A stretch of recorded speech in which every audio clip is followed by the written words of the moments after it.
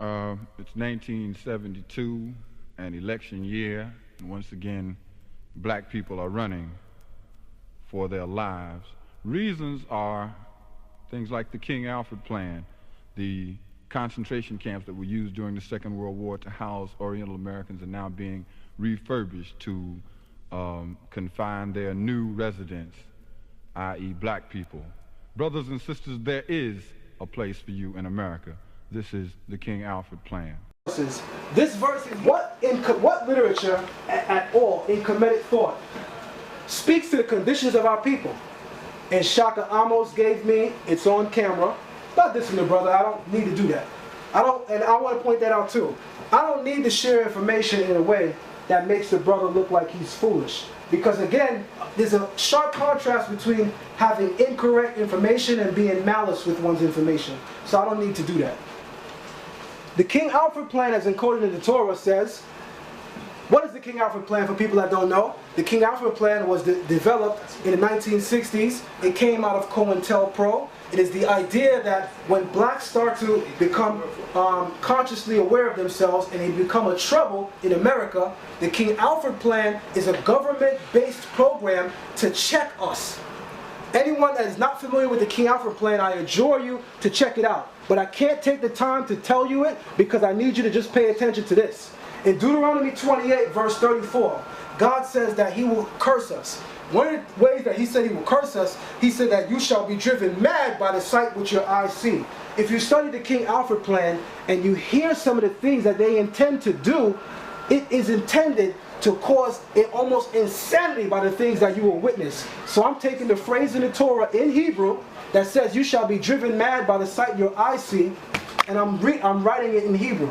And that phrase in Hebrew is numerically equivalent to 1290, which ironically is the numerical equivalence of Melech, Alfred, Taknit, which literally means King Alfred Plan in Hebrew. You telling me the Torah is something that a man made up?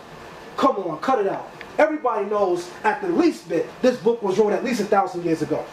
And I don't even subscribe to that. But I'll give you a lot of room right now. And I'll say maybe this book was written 1,000 years ago. I'll say maybe this book was written 500 years ago. But even so, if that's what you subscribe to, how could this book be encoded with truths that speak to us today? That is the question I have for you. The term African American encoded in the Torah. You want to get deep? You want to tell me that I should put down the Torah and pick up Kemetic thought when I cannot see the term African American, which is a misnomer to describe our people, yet we know it still describes our people, yet it's encoded in the Torah. But I should put the Torah down? I think not.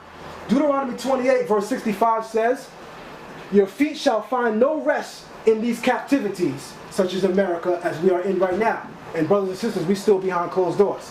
The phrase in Hebrew, your feet shall not find no rest, is numerically equivalent to 764, which is numerically equivalent in Hebrew to African American. If you don't believe me, check this video out again when you're next to somebody in Hebrew. Some of our brothers and sisters only listen to a person if they have a Eurocentric lens on. So if you're next to a white Jew, ask him if that's the word African American in Hebrew. See if I'm making it up. If you don't believe that Eurocentric lens is the litmus by which truth is measured by, then at least come to a Hebrew who knows Hebrew and check it out for yourself. The phrase in Hebrew, your feet shall find no rest, is numerically equivalent to 764, which ironically is numerically equivalent to African American. My brother, until you can open the text in Kemet that shows me the term African American as applying to our people and our condition today, I will not close the Torah. I refuse to.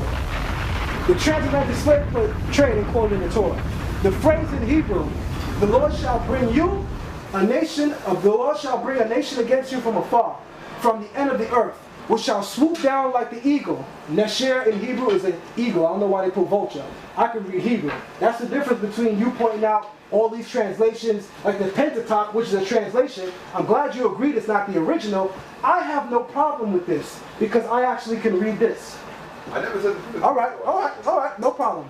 The phrase, whose tongue you shall not understand, which is right here, in describing the people who would come and take our nation and bring them afar, The Torah says that they shall be a nation whose tongue you shall not understand. We all know that during the transatlantic slave trade, we did not understand what they were speaking because we did not speak their language, period.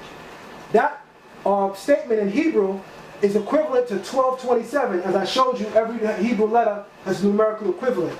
Ironically, the statement to a people whose language you shall not understand is numerically equivalent in Hebrew to Sakar, Avadim, HaTransAtlantic, the transatlantic slave trade in Hebrew. And I should close the Bible because there is nothing in there to liberate me until you open the Kemetic text and can show me that. My brother, I refuse to. But I tell you what I won't refuse to do though, because I'm intelligent, I won't refuse to continue to study in Kemet. I respect that. And my entire presentation is in book form. Ancient Kemet on Trial. Available on Barnes & Nobles. Giving a shout out to my brother Shaka Amos, because I did see Codex on Barnes & Noble as well. I've been in this community less than 3-4 months. And I just became an author 5 months ago. You know how big it is to go on Barnes & Noble in that kind of a time period? So that's not something that we should be hating each other on. That's a contribution that we both share. Facts. I'm also on Amazon.com. All my books are available either on Amazon or Barnes & Nobles. I hope you appreciate what I shared. Thank you very much.